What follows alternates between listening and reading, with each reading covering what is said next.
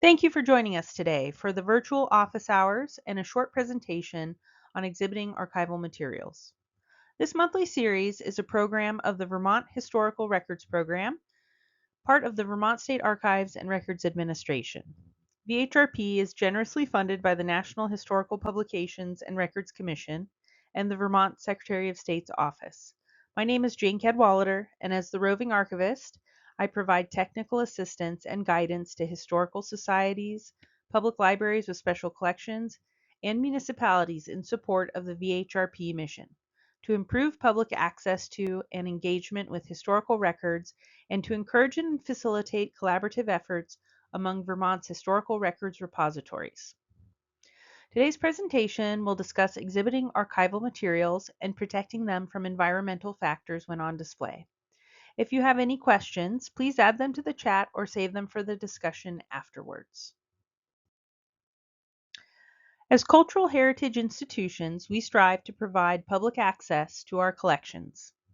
Exhibits are a fundamental activity that brings collections both held by our institutions and loaned to them out in the open, letting audiences make their own discoveries. Exhibits, put simply, are a collection of materials that are shown to the public. But we are aware that exhibiting collections is a much more complex exercise that strives to engage the audience with the materials, creating meaning and an authentic experience for visitors. Exhibits are educational activities where the audience learns about an event, place, or people. But instead of learning about history through a textbook or lecture, audiences are presented with authentic materials that help interpret the narrative, and the audience is given the opportunity to explore the space and the objects within, to create a better understanding of their cultural heritage. Archival materials have a role in exhibits, and it is twofold. Archival materials can be used to research the objects and provide background that is used in the written materials of an exhibit. Think wall text and exhibit guides.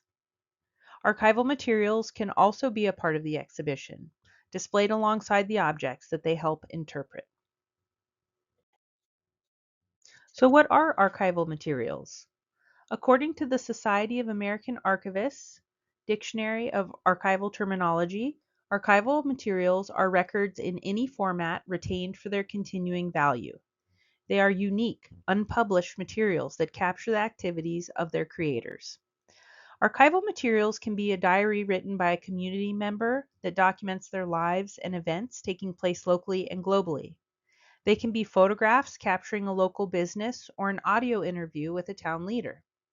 They can even be a published book written in by its owner or digital recordings taken on your phone.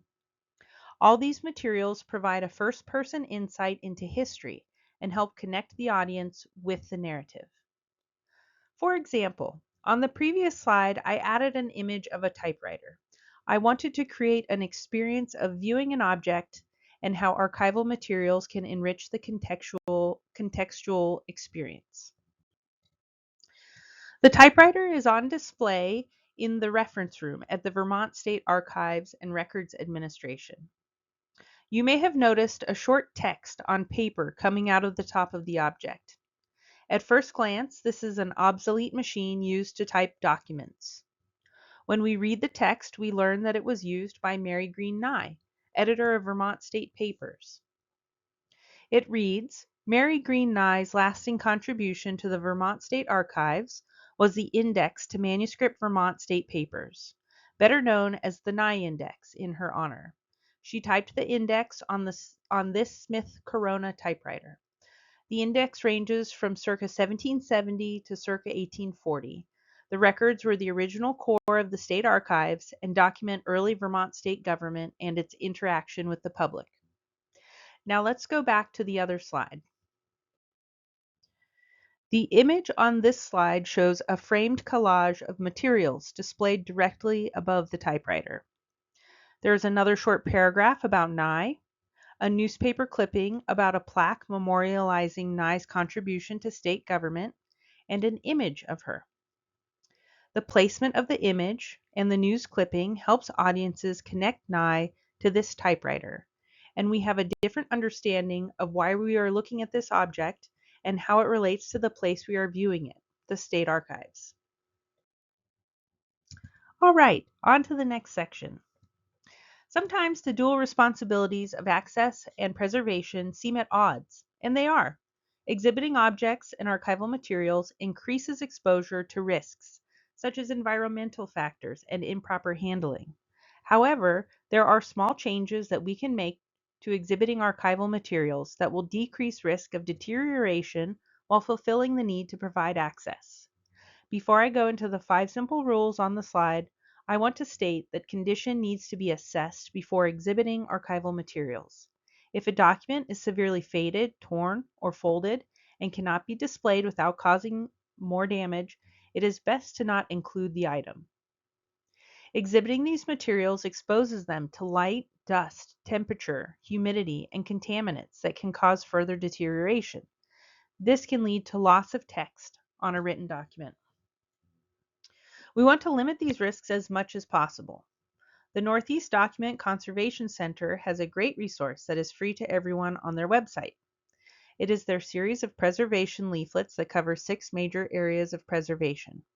Leaflet 2.5, Protecting Paper and Book Collections During Exhibition, includes the above list of 5 simple rules for display.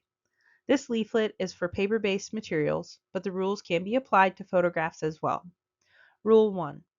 Use copies or facsimiles whenever possible.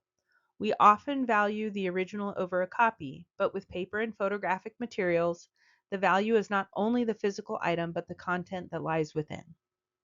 A copy of an image or document can be displayed permanently and replaced if damaged. This makes it easier to maintain a permanent display. Which leads us to Rule 2. Do not display a valuable paper artifact permanently. Light is a major deterioration factor for paper and photographs that is cumulative and irreversible. Valuable items should be stored away from the light in archival housing. If your organization decides to exhibit the original item, they should consider only displaying it for a short time, approximately 3 to 4 months at a time. Rule 3. Keep light levels as low as possible. The recommendation for light levels in an exhibit is between 50 and 150 lux. What does that mean? 50 lux is like the light in your living room in the evening. This is reserved for sensitive items like color photographs and prints. 150 lux is brighter and appropriate for black and white photos and printed text. While you may not be able to change the lighting in your exhibit, we will discuss some other options in the next slide. Rule 4. Minimize exposure to ultraviolet light. Light is damaging in 2 ways to our materials. The visible light, which is what the previous rule is referring to, and ultraviolet, which is not visible but can be just as impactful. UV film for windows and outdated lighting can help limit this exposure.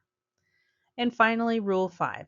Ensure that cases and frames are enclosed, sealed, and made of materials that will not damage their contents.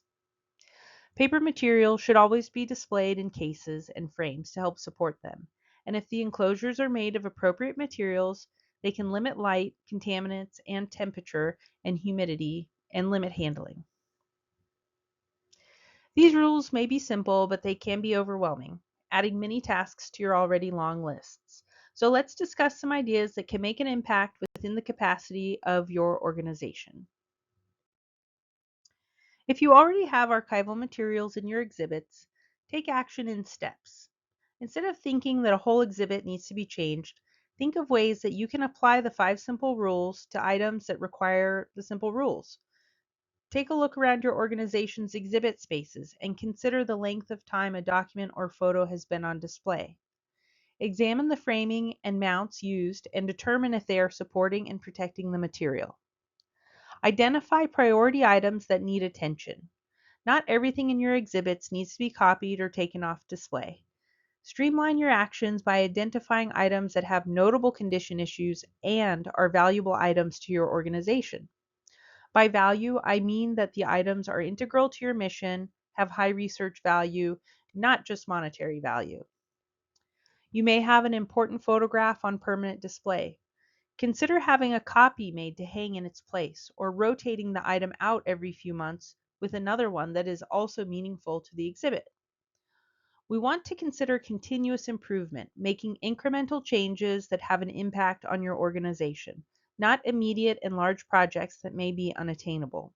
You don't need to replace your lights with a whole new system or buy new cabinets. You may be able to switch out the traditional bulbs with LED lights that do not create heat, another damaging environmental factor. Or put a policy in place to close curtains and cover display cabinets when the exhibit is closed. Creating hands on displays is a fun way to get the audience participating, but you don't want to use original collection materials. This is another time when you should use facsimiles or use items that are of historic value but not part of the collections. Extra copies of old newspapers or old photographs that are not from the organization collections. Audience members can experience the artifacts without damaging collection items that you are caring for. And lastly, proper supports for exhibited materials can help prolong their life. There are more small steps we can take to improve exhibited archival materials, but not enough time. Let's continue the discussion with your own experiences and questions and comments. Before we end, I wanted to point out some of the resources and citations that I used for this presentation. The NEDCC, which I mentioned before, is a valuable resource for preservation needs. Their preservation leaflet series is free to use and readily available on their website. The AASLH also has a series of technical leaflets that cover many topics of interest for state and local history. I included a link to their essential resources, 13 technical leaflets for cultural heritage organizations. And of course, the VHRP is here to help with any questions or guidance that you need. We are available by email, but can also come in person to consult with you. To end this presentation, I encourage that any step you take, small or large, towards using archival materials in your exhibits and ensuring their preservation will have an impact. Thank you for attending the virtual office hours. We'll end here and take questions and comments. Thank you.